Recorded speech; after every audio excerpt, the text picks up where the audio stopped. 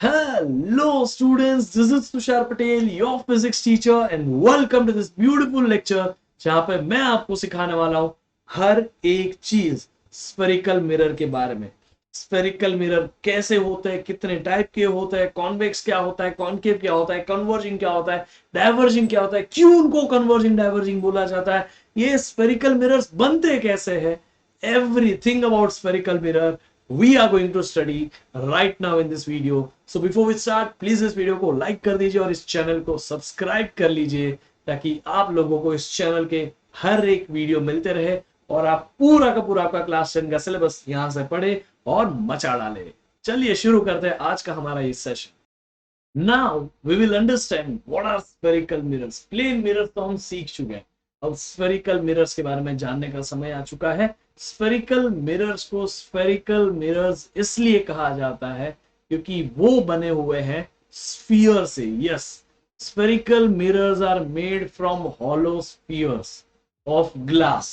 ठीक है, तो हम क्या करते हैं, एक ग्लास का ये स्फीयर लेते हैं जिसमें हम कुछ पर्टिकुलर हिस्सा, जैसे कि यहाँ पे स्पेसिफिकली मैं आपको अगर हाईलाइट करके बताऊं तो इतना हिस्सा जो है, अभी ये जो है ना बेटा वो स्फीयर है, ये सर्कल नहीं है, एक स्फीयर है जिसमें से बीच ऐसा साइड में से ऐसा काट दिया इधर से ऐसा। तो आप जो इतना हिस्सा वहां से रिमूव कर पाए ना, वो कुछ ऐसा दिखेगा आपको, इसी को हम स्फेरिकल मिरर बोलेंगे। अभी ये कौन से, इसको कौन से नाम से बोला है, कॉनकेव की कॉन्वेक्स, वो डिपेंड करता है कि हम इसका कौन सा पार्ट सिल्वरिंग करें, मतलब कौन से पार्ट को ब्लॉक करें। अगर हम इसके अंदर के पार्ट को रिफ्लेक्शन के लिए यूज करें और बाहर के पार्ट को ब्लॉक कर दे, ठीक है, कुछ एल्यूमिनियम या कुछ सिल्वर ऐसा कुछ मटेरियल लगा के बाहर के पार्ट को ब्लॉक कर दे और अंदर का पार्ट रिफ्लेक्शन के लिए यूज करें, तो हम उसे कहेंगे कॉनकेव मिरर, जब हम अंदर का हिस्सा यूज कर रहे हैं। ठीक है, सो whenever we use inside part of the mirror for reflection we call it as concave mirror। ठीक है, इसी तरह से वही स्फेरिकल पार्ट का जो हमने काटा ना स्फीयर में से, उसका अगर हम अंदर का हिस्सा अभी ब्लॉक कर देंगे, वहां पे सिल्वरिंग या एल्यूमिनियम लगा देंगे और यहाँ का हिस्सा बाहर का बल्ज पार्ट जो है उससे हम यूज करेंगे रिफ्लेक्शन के लिए, तब हम उसे कहेंगे कॉन्वेक्स मिरर। तो जब हम ये बल्ज पार्ट यूज करते हैं ना रिफ्लेक्शन में, तब हम उसे कहते हैं convex mirror. So I hope आप समझ पाए कि एक ही स्फीयर में से मल्टीपल ऐसे हिस्से काट के आप जो चाहो उतने कॉनकेव और कॉन्वेक्स मिरर बना सकते हो। तो ये एक स्फीयर है जिसमें से मैं यहां से काटा और उसको यहां से भी काटा, तो मुझे जो है यहां से दो साइड्स मिल गई, एक ये और एक ये। अभी ये जो मुझे साइड मिली है बेटा, उसको मैं अंदर का पार्ट यूज कर दूंगा फॉर रिफ्लेक्शन पर्पस, उसका हम अंदर का पोर्शन यूज कर लेंगे फॉर रिफ्लेक्शन पर्पस, और जो ये वाला हिस्सा है उसका बाहर का साइड यूज कर लेंगे रिफ्लेक्शन पर्पस। तो इसे हम कहेंगे कॉनकेव मिरर। ठीक है, कॉनकेव, केव आप याद रखो, गुफा, गुफा अंदर से जाके आपको दिखती है ना, केव है ना। तो इसी तरह अंदर का पार्ट जब यूज किया जाए रिफ्लेक्शन में तो उसे बोलेंगे concave. Opposite one is convex, दोनों को याद रखने की जरूरत नहीं है, तो अपोजिट वन इज कॉन्वेक्स, ये बाहर का हिस्सा यूज किया तो इसे हम बोलेंगे कॉन्वेक्स। तो एक ही मिरर को हम कौन से साइड सिल्वरिंग कर रहे हैं, स्फेरिकल, एक स्फीयर है ग्लास से बना हुआ, हॉलो है, अंदर खाली है, उस ग्लास के स्फीयर को ऐसे काटा, उसका एक हिस्सा अंदर से हम यूज करेंगे रिफ्लेक्शन के लिए, बाहर सिल्वरिंग कर देंगे तो उसे हम बोलेंगे कॉनकेव मिरर। एक हिस्सा जिसका बल्ज पार्ट यूज करेंगे, जिसके अंदर हम ब्लॉक कर देंगे, तो उसे हम बोलेंगे कॉन्वेक्स मिरर। तो इस तरह से हम कॉनकेव मिरर और कॉन्वेक्स मिरर बना पाए। So that's why we have these two types of mirror. The first is concave mirror and second is convex mirror. I hope आप समझ पाए ये दोनों चीजें। अभी कॉनकेव मिरर, कॉन्वेक्स मिरर इतना तो हम समझे, कैसे बनाया वो भी समझा। एक स्फीयर लिया, ग्लास से बना हुआ, अंदर से खाली बाहर से तो हवा ही होती है वैसे, तो उसको काटा, जो अंदर का हिस्सा है उसको कलर कर दिया। अंदर का हिस्सा जब आप कलर करोगे, बाहर का हिस्सा यूज करोगे, तो उसको क्या बोलेंगे जल्दी बताओ, कम ऑन कम ऑन।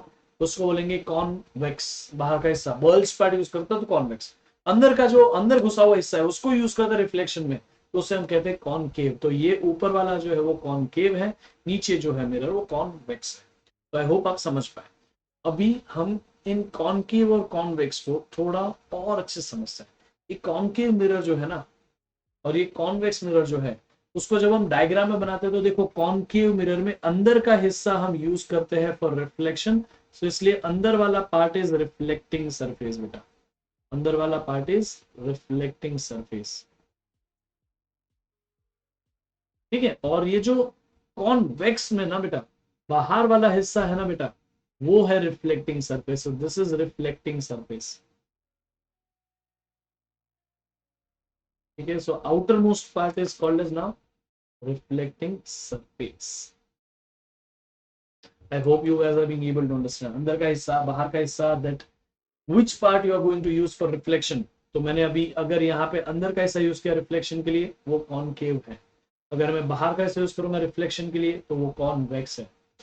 इसी वजह से हम कभी कभी इन मिरर्स को एक और नाम देते हैं, एक है कन्वर्जिंग और एक है डाइवर्जिंग। ऐसा क्यों नाम दिया गया वो मैं आपको समझाता हूँ। अच्छा, ये सिंबल बनाने के लिए, आप मिरर बनाने के लिए देखो अंदर का हिस्सा यूज करें तो बाहर के हिस्से के साइड पे ना आप ऐसा सिल्वरिंग कर दो, जो आपने ये लाइन बनाई ना वैसी लाइंस बना देनी है। ये लाइंस बता दे कि बाहर का हिस्सा जो है ना इसका, वो हम यूज नहीं करने वाले, वो ब्लॉक कर चुके हम। इसमें देखो कॉन्वेक्स में अंदर का हिस्सा जो है ना वो हम ब्लॉक कर चुके, वो हम नहीं यूज करने वाले। तो जहां वाला हिस्सा आप यूज नहीं करने वाले, जिसको आप ब्लॉक करने वाले, उसके ऊपर ऐसे मार्किंग्स कर दीजिए ताकि हम जज कर पाए बिना ऐसा लिखे कि अंदर का हिस्सा रिफ्लेक्शन के लिए यूज होगा कि बाहर का हिस्सा रिफ्लेक्शन के लिए यूज होगा। आई होप आप इतना समझ पाए। अभी कॉनकेव मिरर्स और कॉन्वेक्स मिरर्स के एक और भी नाम है, उन नाम को समझने के पहले उनको समझ लेते कि उनका कंसेप्ट क्या है, ठीक है। तो ये जो आपको दिख रहा है उसमें देखो मैंने बाहर का हिस्सा या ये जो येलो किया है, जो येलो यहाँ पे दिख रहा है ना आपको मार्किंग, तो वो पार्ट में यूज कर रहा हूँ रिफ्लेक्शन के लिए, ठीक है। तो इसलिए इसको हम बोलेंगे कॉन्वेक्स मिरर। इसमें मैं अंदर घुसा हुआ हिस्सा यूज कर रहा हूँ रिफ्लेक्शन के लिए, सो बोलेंगे कॉनकेव मिरर। अभी कॉनकेव और कॉन्वेक्स इन दोनों के लिए अगर आप देखिए तो लाइट आएगी कॉन्वेक्स में, फिर ये जो टकराएगी तो देखो यहाँ पे ऐसा सरफेस है ना बेटा, तो लाइट आएगी तो उससे देखो ऐसा बाहर चली जाएगी। कैसे? तो एक्चुअली लॉ ऑफ रिफ्लेक्शन से ही हुआ कि आपको अगर ये सरफेस पे टेंजेंट बना देना है, ये जो आपका तो कर्व्ड सरफेस उस पर टेंजेंट बना दिया, वहां से आप एक नॉर्मल बना लीजिए, तो आपने एक नॉर्मल भी बना ली ऐसे। फिर आपने देखा कि इंसिडेंट रे बनाइए, तो आपने इंसिडेंट रे बना ली, ये एंगल आई, उतने ही एंगल से रिफ्लेक्टेड रे निकल गई। तो आपको समझा कि नहीं ये रे ऐसे जाके ऐसे क्यों निकली? आई होप आपको समझा। अभी बार बार हम ऐसा angle of incidence angle of reflection नहीं दिखाते, हम सीधा याद रख लेंगे क्योंकि ये ऐसा हिस्सा है तो लाइट यहाँ पे जाएगी रिफ्लेक्ट होके, और ये जो दूसरी पैरेलल रे आ रही थी वो रिफ्लेक्ट होके ऐसे जाएगी। तो पहले ही वो रे ऐसी थी जो पैरेलल थी, काफी सेपरेट थी। अभी तो ये दोनों रे एक दूसरे से अवे अवे अवे जा रही है। देखो ये दोनों रेज जो एक दूसरे के पैरेलल आई थी कॉन्वेक्स मिरर के पास में, वो होप से कि वो मिलेगी, वो भी मिल नहीं रही है, उल्टा वो एक इधर गई एक इधर गई, दे आर गेटिंग डाइवर्स्ड। आप समझे? तो वो जो रेज है वो हमारी डाइवर्ज हो रही है, इसीलिए हम कॉन्वेक्स मिरर का एक और नाम रखेंगे, इसे हम बोलेंगे डी, यानी कि देखो ये वाला डी यानी कि डाइवर्ज, डाइवर्जिंग मिरर। समझ में आया क्यों? क्योंकि उसने जो पैरेलल रेज आ रही थी ना उसके पास में, उनको डाइवर्ज कर दिया, एक दूसरे से और दूर धकेल दिया, इसीलिए हम इसको डाइवर्जिंग मिरर भी कहेंगे। याद रहेगा आप सभी को बेटा, दिस इज वेरी इंपॉर्टेंट। कभी कभी आपको कॉन्वेक्स मिरर नहीं लिखा होता एग्जाम में, वहां पे बोल दिया जाता है डाइवर्जिंग मिरर है, बताओ क्या होगा। तो आपको ये चीज याद रखनी पड़ेगी, ठीक है। सो अभी हम जाते हैं अगले पार्ट में। ये है कॉनकेव मिरर। कॉनकेव मिरर में आप देखो तो जो रेज आती है ऐसे ऐसे ऐसे ऐसे, वो टकरा के देखो ना, सरफेस ऐसा है तो टकरा के तो ऐसे ही जाएगी ना बेटा। आई होप आप समझे। अभी बार बार I is equal to are बताने की जरूरत नहीं पड़ेगी ना। तो ये देखो आई टकरा के ऐसा सरफेस था इसलिए ऐसे चली गई।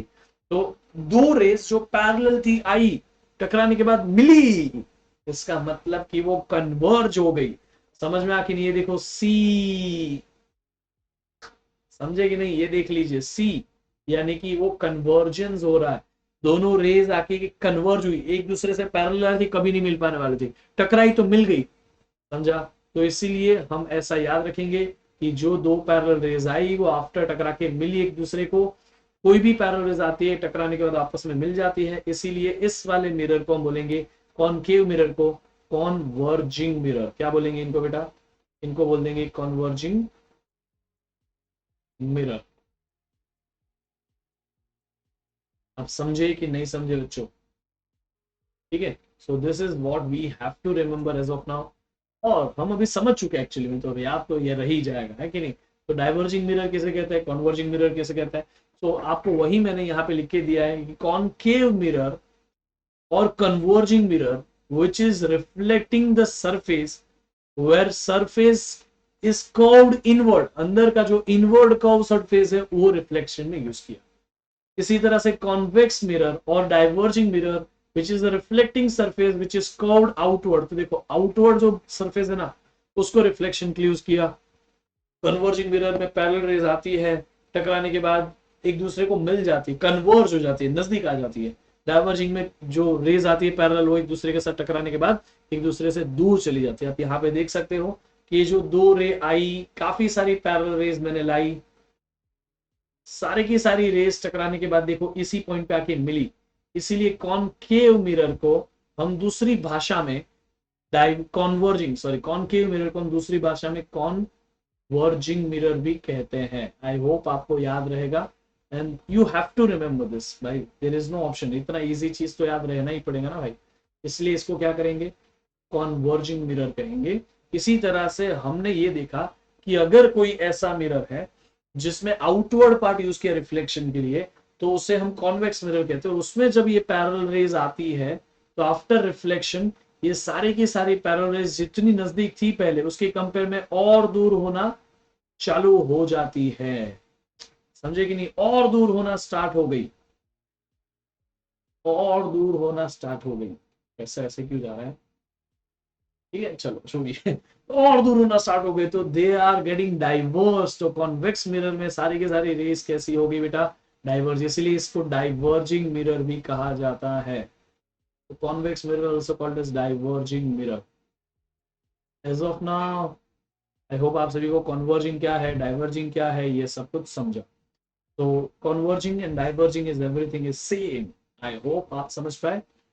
दोनों का यूज अलग अलग होगा, दोनों अलग टाइप के मिरर बने हैं। हम उसको आगे अभी देखते हैं कि ये जो हमने समझा कि कॉन्वर्जिंग क्या है, डाइवर्जिंग क्या है, उसके और भी कुछ पॉइंट समझने पड़ेंगे। तो हमने देखा कि अगर मैं किसी मिरर का इतना हिस्सा काट लूं, स्फीयर का, किसी स्फीयर में से, ग्लास का एक स्फीयर है जो खाली है, अंदर से हॉलो है, उसका ये हिस्सा काट लूं, बराबर से बनाने की कोशिश करता हूं।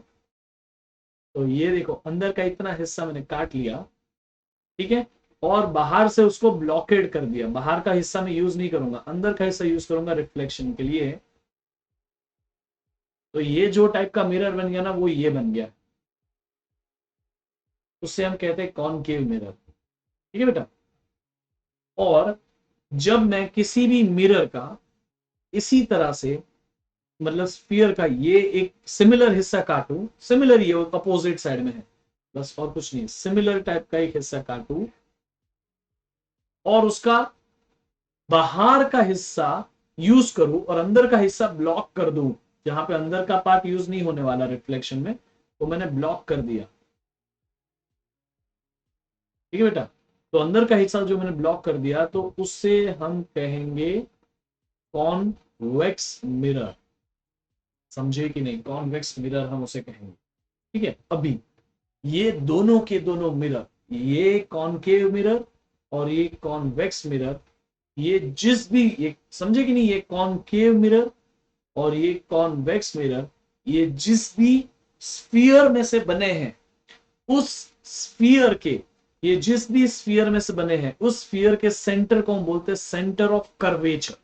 तो ये सबसे पहला इंपॉर्टेंट पॉइंट था। वो दोनों जिस भी स्फीयर में से बने हैं, उस स्फीयर को हम बोल दे, उस स्फीयर के सेंटर को, सॉरी उस स्फीयर के सेंटर को हम बोल देंगे centre of curvature. I hope you guys will remember this, centre of curvature.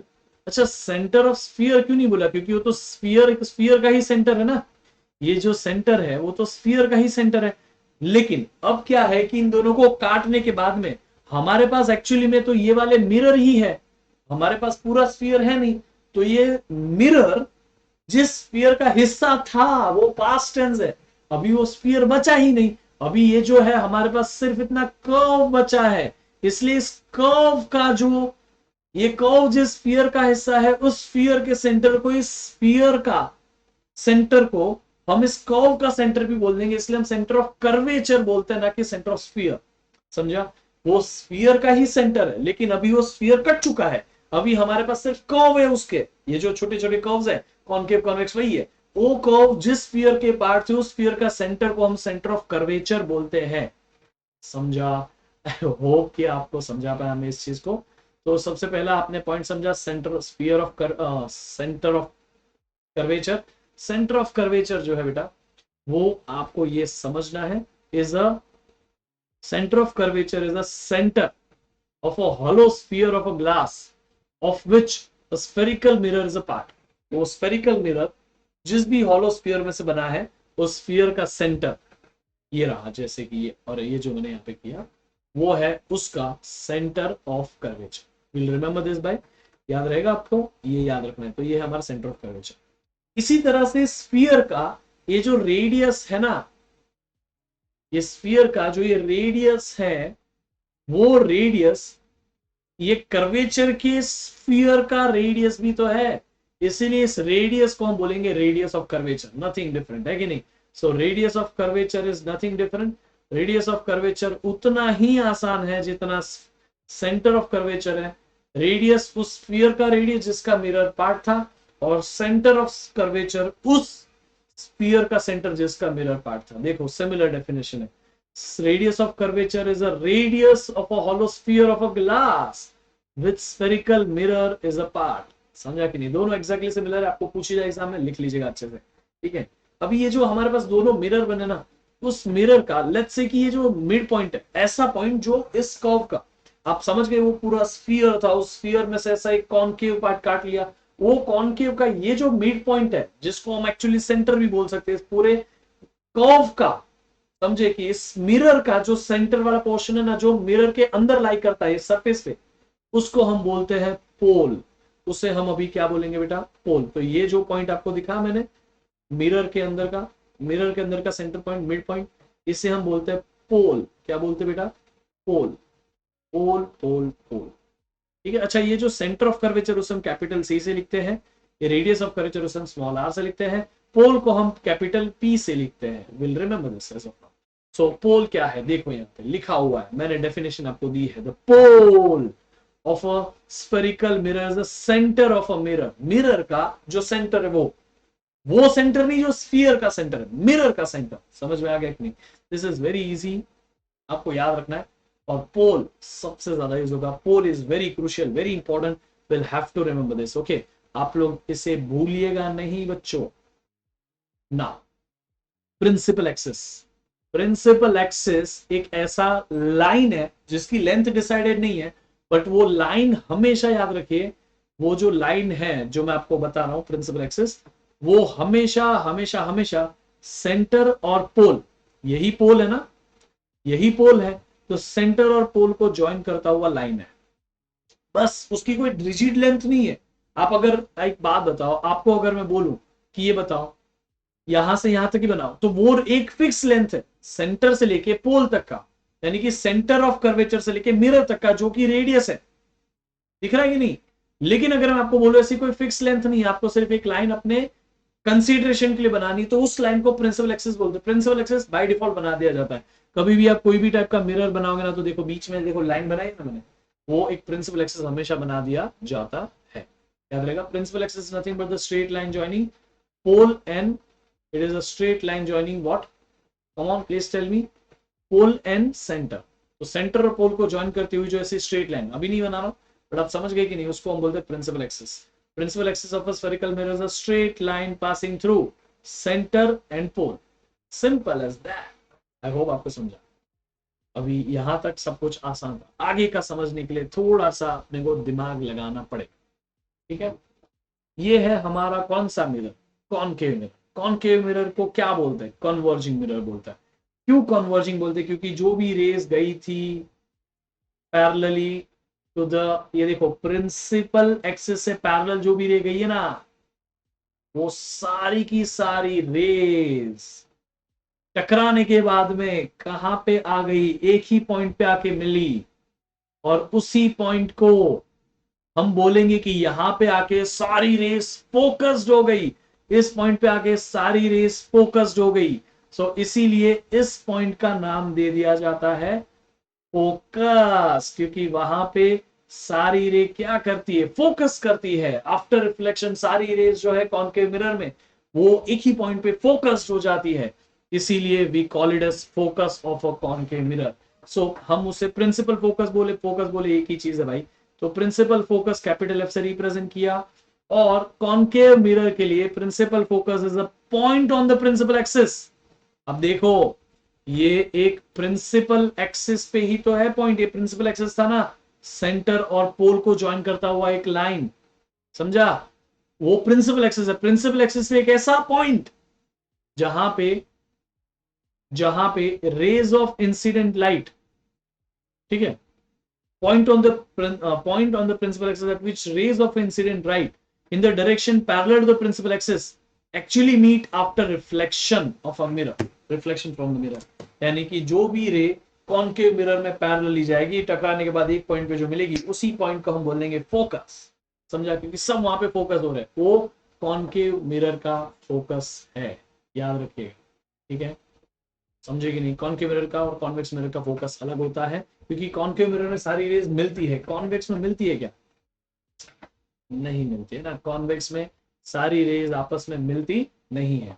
अब देखो तो ये मैंने बताया आपको, जो रे गई parallel to the principal axis, ऐसे प्रिंसिपल एक्सिस है, जो भी रेज ऐसे पैरेलल गई ना, वो एक्चुअली टकराने के बाद पहले जितनी नजदीक थी अभी उससे दूर हो गई, पहले जितनी नजदीक थी अभी उससे बेटा दूर हो गई।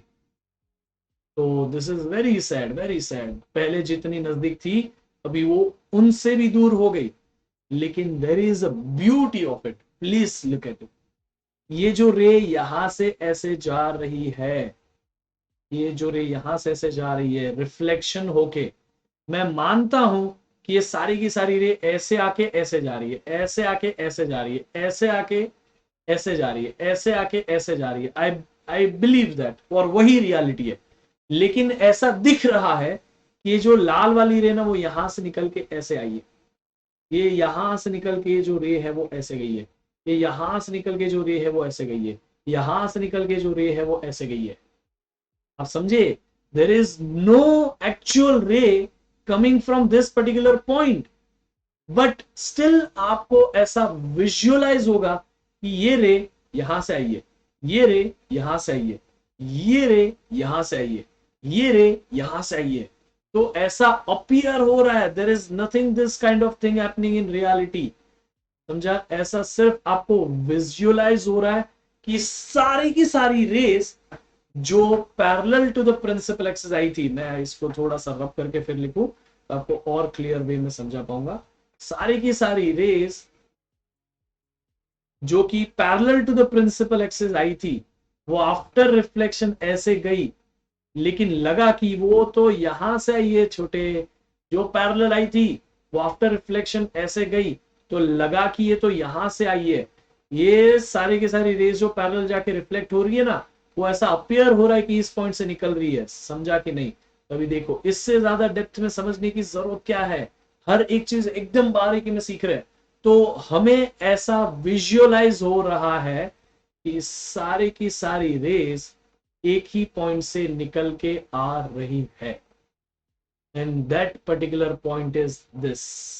एक्चुअली में कोई भी रे यहां से ऐसे निकली ही नहीं है, वो सारी रे यहां से ऐसे गई है, ऐसे ऐसे ऐसे ऐसे से ऐसे ऐसे से ऐसे, लेकिन ऐसा दिखेगा कि यहां यहां यहां यहां यहां निकली है, और इसीलिए हम इस पॉइंट को भी फोकस बोलेंगे, क्योंकि वहां से फोकस्ड होके लाइट निकली है, ऐसा अपियर हो रहा है, ठीक है? आई होप आप सभी को समझा। तो focus for convex mirror is what? Convex mirror का focus is a point on the principal axis, वहां पे भी था point on the principal axis, at which rays of light incident on a mirror, at which rays of light incident on a mirror, direction parallel to the principal axis, direction parallel to the principal axis, same line, लेकिन actually meet after reflection, and यहां पे लिखा है appear to diverging after reflection. यहां पे convex में ऐसा दिखता है कि उस पॉइंट से सारी रेस निकल रही है, लेकिन एक्चुअली ऐसा हो नहीं रहा, इसीलिए इसको बोलते फोकस कॉन्वेक्स में और इसको बोलते फोकस कॉनकेव में। मुझे बताओ, ये लाइंस बराबर से पढ़ो एक बार। यहां पे क्या लिखा है? कॉनकेव में क्या लिखा है? Actually meet. और कॉन्वेक्स में क्या लिखा है? Appear to meet. कॉन्वेक्स में लिखा है अपियर, कॉनकेव में लिखा है एक्चुअल। इससे ये समझता है कि कॉनकेव मिरर का जो फोकस है ना, वहां पे एक्चुअली में लाइट आने वाली है, इसीलिए हम इसको रियल फोकस बोलेंगे। और कॉन्वेक्स मिरर में यहां पे कोई लाइट निकलती ही नहीं है, बट ऐसा अपियर होता है कि वहां से निकल रही है, इसीलिए हम इस कॉन्वेक्स मिरर को, डाइवर्जिंग मिरर के फोकस को वर्चुअल मिरर का वर्चुअल फोकस कहेंगे। क्योंकि वो फोकस भी देखो मिरर के पीछे है। जो इमेज मिरर के पीछे बनते, मिरर के पीछे कुछ नहीं होता, वहां पे इमेज बनते तो वर्चुअल, वहां पे आपका फोकस बनता है तो वो भी तो वर्चुअल ना। समझ में आके नहीं? So that is the concept of real focus and virtual focus. I hope you got this. तो आपको इतना पॉइंट समझा कि नहीं?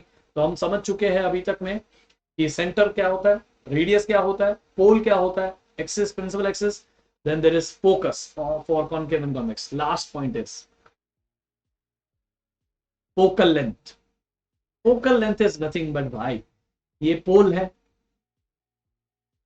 कॉनकेव मिरर का। पोल और फोकस के बीच का डिस्टेंस मैंने आपको जैसे रिफ्लेक्शन में बताया था ना, every angle is measured from normal, इसी तरह हम यहां पे याद रख लेंगे every distance, every length is measured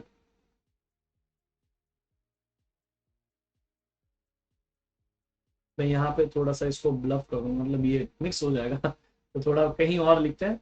अभी के लिए मैं उसको नहीं लिख रहा हूं, आगे लिखता हूं। आई होप आपको समझा कि फोकस और पोल के बीच का डिस्टेंस उसे हम कह देते हैं फोकल लेंथ। फोकस की लेंथ फोकल लेंथ। यहां पे भी मिरर के पीछे ये पोल है जो मिरर का मिड पॉइंट होता है, वहां से फोकस तक का जो ये लेंथ है ना, उसे हम कहते हैं फोकल लेंथ। समझ में आ गया कि नहीं? तो ये है। अभी हम यहाँ पे हमारे लिए लिख लेंगे जरूर कि every length or every distance is being measured from what? Every length is measured from pole. So हम यहाँ पे लिखते हैं every distance और every length, ठीक है? every distance, तो फोकस का डिस्टेंस हो, सेंटर का डिस्टेंस हो विच इज रेडियस, ऑब्जेक्ट का डिस्टेंस हो, इमेज का डिस्टेंस हो, every distance will be measured from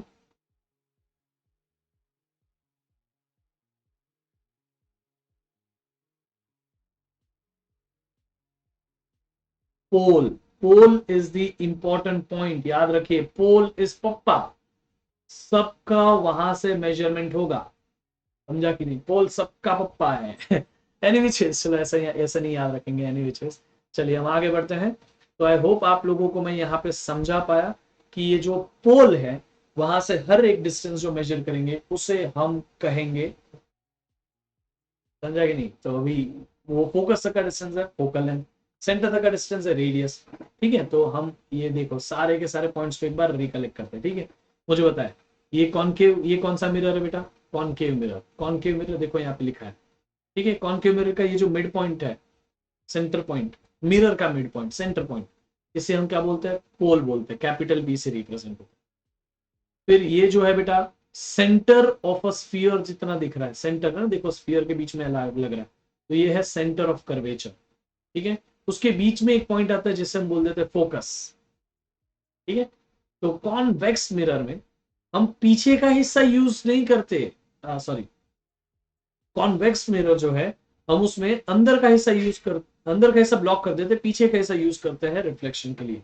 तो एक बात बताओ, आपको इस पर्टिकुलर में ये जो पॉइंट है उसे आप क्या बोलोगे? पोल बोलोगे ना, समझा? वो मिरर का मिड पॉइंट।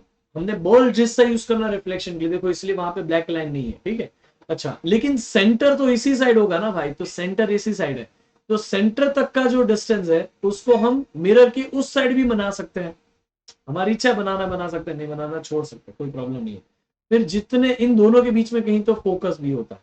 ठीक है, अब फोकस एग्जैक्टली कितनी लेंथ पे होता है वो हम अभी जनरली याद रख लेंगे कि रेडियस से आधे डिस्टेंस पर फोकस होता है।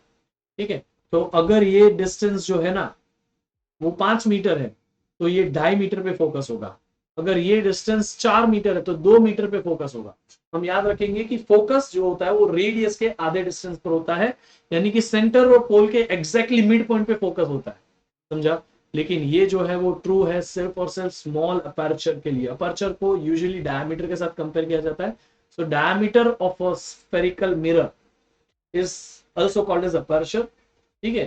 तो अपर्चर जो होता है, या आप ऐसा भी मान सकते हो कि छोटा मिरर, बड़ा मिरर, ऐसा। तो छोटे मिरर के लिए ही यूजुअली ये जो हमारा सॉरी हमारा जो फोकस है वो सेंटर और पोल का मिड पॉइंट होता है। अदरवाइज हमारा फोकस छोटा होते जाता है रेडियस के कंपेयर में। हमारा फोकस क्या होता है बेटा, रेडियस के कंपेयर में हाफ से भी छोटा हो जाता है जब मिरर बड़ा होते जाता है। तो एज ऑफ नाउ हम अभी वो नहीं देख रहे। सो आई होप आप सभी को इतना तो समझा अभी के लिए कि सेंटर कैसे बोलेंगे, फोकस कैसे बोलेंगे। तो देखो ये पॉइंट को क्या बोलते हैं, जल्दी बताओ everyone in the chat box, everyone in the comment box. ये पॉइंट को बोलते हैं पोल, इस पॉइंट को बोलेंगे फोकस। तो सेंटर पॉइंट जो है ना बेटा वो एक्चुअली में यहां है, ठीक है। पोल से सेंटर तक का डिस्टेंस, ये सॉरी पोल से फोकस तक का डिस्टेंस, इससे हम क्या कहते हैं, फोकल लेंथ, जिसे हम स्मॉल एफ से रिप्रेजेंट करते हैं। सो फोकस से लेकर सेंटर तक का डिस्टेंस अगेन फोकल लेंथ जितना ही होगा, क्योंकि मैंने आपको अभी ही समझाया ये जो सेंटर होता है ना उसका और पोल का जो मिड पॉइंट है वही फोकस होता है। तो जितना डिस्टेंस पे पोल फोकस पोल से है उतनी डिस्टेंस पे फोकस सेंटर से भी तो है, यानी कि फोकस का पोल से डिस्टेंस और फोकस का सेंटर से डिस्टेंस सेम रहेगा, ठीक है। तो अगर मैं इसको एफ बोलता हूं तो उसके दुगनी डिस्टेंस पर सेंटर है, तो उससे मैं आपकी इच्छा करे तो आप 2f भी लिख सकते हो। यूजुअली हम लेंस में उसको 2f लिखते हैं, अभी जरूरत नहीं है। आई होप आप समझ पाए, ठीक है। तो अभी आपको आई होप कि मैं आपको समझा पाया कि कौन सा पॉइंट है। एक लास्ट टाइम हम रिवाइज कर लेते हैं। तो ये है हमारा कॉनकेव मिरर। कॉनकेव मिरर का ये जो पॉइंट है हम पोल बोलते हैं। ये लाइन को हम प्रिंसिपल एक्सिस बोलते हैं। पोल को थोड़ा मैं वापस लिख लेता हूं, ये पोल कहते हैं इसे हम, ठीक है। कहीं ना कहीं इधर हमारा सेंटर ऑफ कर्वेचर होगा और ये है हमारा फोकस। ये डिस्टेंस जो होता है उसे हम फोकल लेंथ कहते हैं, because it is a distance from the pole to the focus, जिसे हम स्मॉल एफ से लिखते हैं, ठीक है। और सेंटर से फोकस तक का जो डिस्टेंस होता है वो भी एफ ही होता है। कभी कभी आपका मन करे तो आप सेंटर की जगह 2f भी लिख सकते हैं, ठीक है। क्लियर है बेटा। और सेंटर से लेकर पोल तक का जो डिस्टेंस होता है ना उसे हम रेडियस ऑफ कर्वेचर कहते हैं, रेडियस स्मॉल आर, ठीक है। तो याद रखेंगे। इसी तरह से ये कॉन्वेक्स मिरर है जिसमें ये पॉइंट जो है mid point of the mirror, pole, उधर से लेके फोकस तक का जो डिस्टेंस है उसे हम कहते हैं फोकल लेंथ, फोकस। तो ये फोकस तक का डिस्टेंस को हम फोकल लेंथ स्मॉल एफ से रिप्रेजेंट करते हैं। अच्छा, मैं आपको यहाँ पे एक इंपॉर्टेंट चीज बताता हूँ जिससे आपका ना काफी मार्क्स कट होना बच जाएगा। पोल एक पॉइंट है कैपिटल पी, फोकस एक पॉइंट है कैपिटल एफ, सेंटर एक पॉइंट है capital C, radius which is a distance between pole and the center is a distance, that's why length, that's why it is small r. Focus is also distance, that's why it is a small f. समझा, length को small F से लिखा। Focal length ये देखो small F, ये focus capital F, ये पोल capital B. तो हम याद रख लेंगे कि हम जब ये चैप्टर में कोई भी पॉइंट को डिनोट करेंगे ना तो उसे हम कैपिटल में लिखेंगे, समझा। क्योंकि एफ फोकस भी दिखाता है और एफ फोकल लेंथ भी दिखाता है। तो आपको किसी को तो स्मॉल, किसी को तो कैपिटल देना पड़ेगा ना। तो हम कैपिटल लेटर देते हैं पॉइंट्स को, कोई भी पॉइंट उसको कैपिटल लेटर दे दीजिए, ठीक है। और कोई भी डिस्टेंस है या तो कोई भी लेंथ है, आप उस लेंथ को स्मॉल लेटर्स दीजिएगा,